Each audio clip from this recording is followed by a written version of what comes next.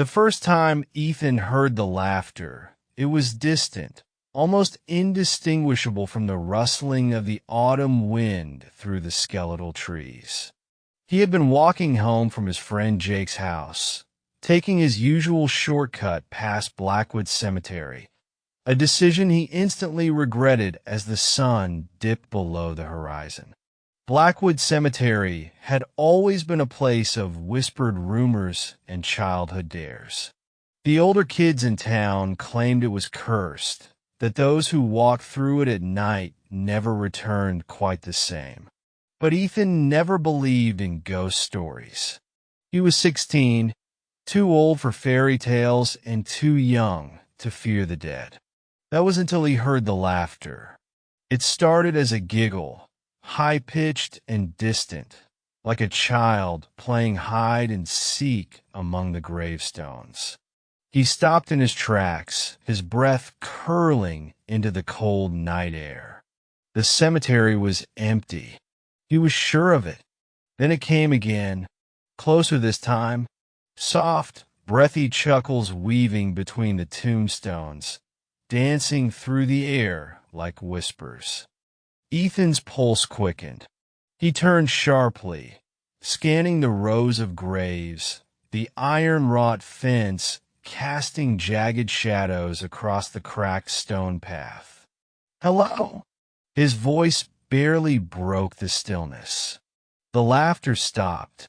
The silence that followed was heavier than before, pressing against his ears like an unseen weight. Ethan swallowed hard, shoving his hands into his jacket pockets. He wasn't going to run. That would be childish. He quickened his pace, forcing himself to focus on the path ahead. Just a few more minutes, and he'd be home. Then, from the corner of his eye, movement.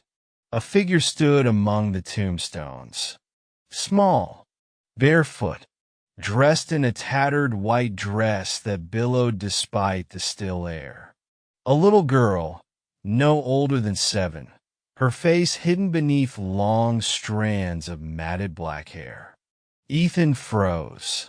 The girl's shoulders jerked as if she were suppressing laughter. Then she lifted her head, her mouth stretched too wide, lips curling into an unnatural, grotesque grin. Her eyes were voids, empty black pits that swallowed the light around them. Ethan staggered back, his heart hammering in his chest. His breath came in quick, shallow gasps. He blinked, and she was gone. Just like that. No sound, no movement, just the empty cemetery staring back at him. He ran. The moment he reached the edge of the cemetery, the laughter erupted all around him. No longer a child's giggle, but a cacophony of voices, high and low, echoing from every direction. When he finally made it home, his mother scolded him for slamming the door. He didn't care. He locked it behind him, pressing his back against the wood, his body trembling. He barely slept that night. The next morning, Ethan tried to convince himself it had been his imagination. Maybe exhaustion, maybe just a trick of the wind. But deep down, he knew better. As he walked to school, he felt it. Something was watching him. He kept glancing over his shoulder, expecting to see that awful, grinning face lurking just beyond his vision. But the streets were empty. By lunchtime, his nerves were raw. He told Jake what had happened. Jake's face went pale. "You saw her?" Ethan frowned.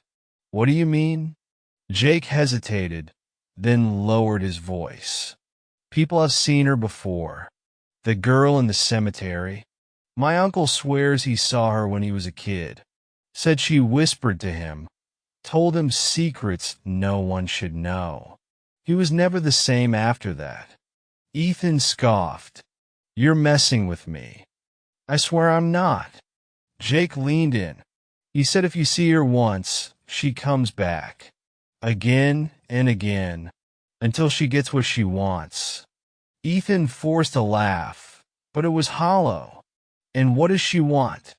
Jake didn't answer. He just shook his head. That night, Ethan double-checked that his windows were locked before going to bed. He told himself he was being ridiculous. Then, at 3:13 a.m., he woke up. A faint sound drifted in from outside. Laughter. Slowly, stiffly, he turned his head toward the window. His bedroom was on the second floor, facing the backyard. There shouldn't have been anyone there. But standing just outside, looking up at him, was the girl. Her hair hung limp over her face, her feet bare on the frostbitten grass. And she was laughing. Ethan scrambled back, his body slamming against the headboard. His breath hitched as he squeezed his eyes shut, whispering to himself, "This isn't real. This isn't real." When he opened them, she was gone. But he wasn't alone. A breathy chuckle sounded from the foot of his bed. He didn't have time to scream before the darkness swallowed him whole. The next morning, his mother found his bed empty. His window was still locked from the inside. All that remained was a faint echo of laughter lingering in the air. Weeks passed.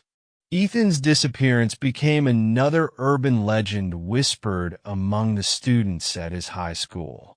His mother never stopped looking, but no trace of him was ever found. And then one evening, Jake heard it, a soft giggle, floating through the air as he walked past Blackwood Cemetery. He turned, his pulse racing. There among the tombstones stood Ethan, or at least something that looked like him. His mouth was too wide, stretched into an unnatural grin.